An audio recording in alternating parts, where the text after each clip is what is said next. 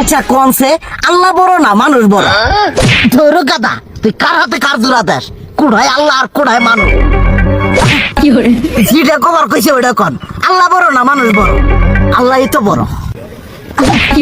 আল্লাহ বড়, তাহলে আল্লাহর কথা না হই না মানুষের কথা শুনেন কে? কি কইতাছস?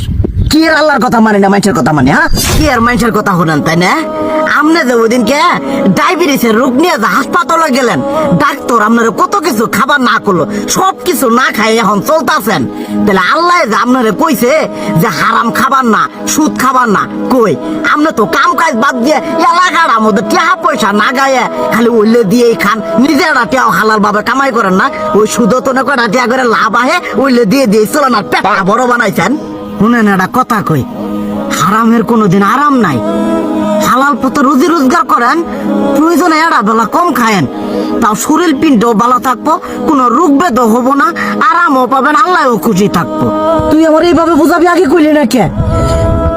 আসলে এই বিষয়টা তো আমি কখনো মাথায় এইভাবে নিইনি যে আমাদের কখনো ডাক্তার নিষেধ করলে ঠিকই আমরা নিষেধ মানি, কিন্তু উপর আল্লাহ যে কত কিছু নিষেধ করে দিয়ে সেটা মানি না।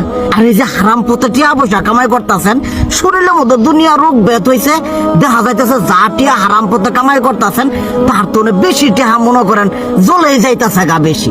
আজকের পর থেকে আমি আর এই হারাম সুদ খামো না, আমি হালাল পথে চলবো, হালাল টাকা পয়সা ইনকাম করবো। এতে করে যদি একবেলা কমও খাইতে হয় তবুও খামো, তবু আমি আর এই হারাম পথে চলবো না। আচ্ছা ঠিক আছে।